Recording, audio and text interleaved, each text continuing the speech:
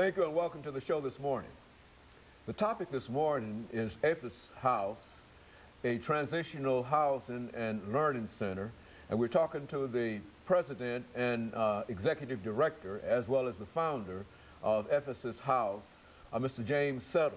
And of course, Mr. Settles, let me welcome you to the show this morning. Thank you, sir. And to tell you how delighted we are, Mr. Settles, to have you, because one of the issues that we'd like to deal with this morning is the issue that we're having in terms of identifying individuals who need what you consider to be transitional housing. Correct. And becoming involved in various other learning kinds of experiences.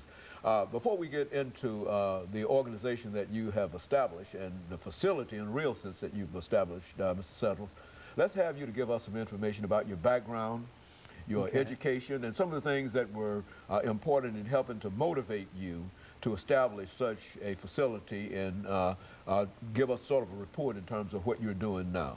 Well, I'm originally from Memphis. Grew up in a pretty normal household, what I thought was pretty normal, and graduated from high school and started going to college.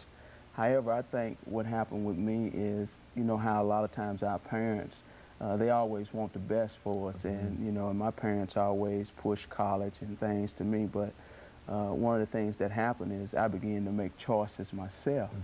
And going to college, to me, it just took too long to succeed to me. So I made some bad choices, and what I mean by made some bad choices is I chose a shortcut to success, which was a road that led me to destruction.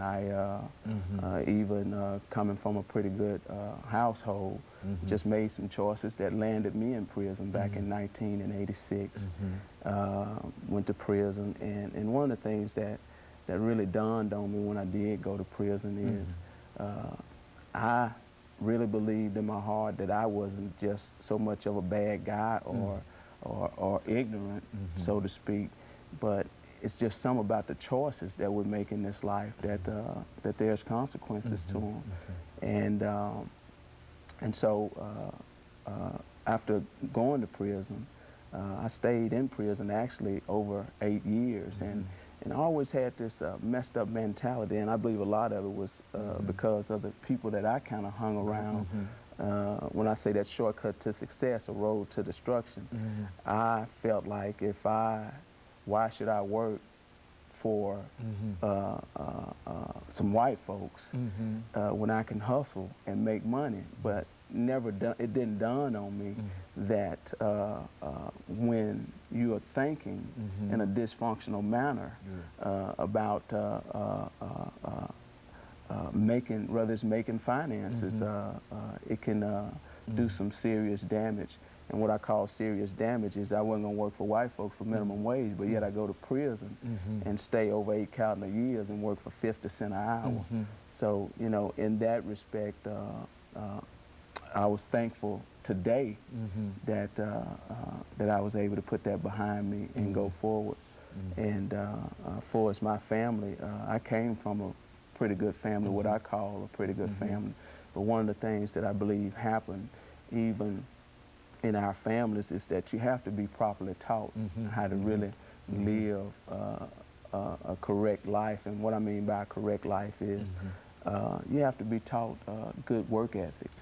You have to be taught even how to think properly, because those things just don't happen automatically. I think when I think about my parents, I know that my parents were like any other parents. They worked hard, 2 and 3 jobs, trying to give me a lot of stuff that they weren't able to enjoy when they were coming up, and I thank them for that. And I don't look back and say that because of the choices that I made that they were bad parents. They were good parents. They did what they knew how to do for me. And in accepting that today, one of the things that really I think about a lot is the last time that I got in trouble. You know, my parents was like, you're on your own, buddy, you know, and I was very upset at that. But, you know, that was really when I began to be responsible for myself. So I just think a lot of times families, they just raise us the only way that they know how. And on my end, I think I got blessed too, even though going to prison for over 8 years, you know, it may seem like a tragedy to somebody else, but, you know, it really was a blessing to me because that was when I began to really sit down and look on the inside and begin to really make some quality decisions. Very good. And of course, Mr. Settles, let me take this first commercial break. After we come back, we'll give you an opportunity to talk about some other aspects and to talk about the facility that you've established that to help people like you found yourself to be in. And of course, we'll be back shortly after this very, very short commercial break.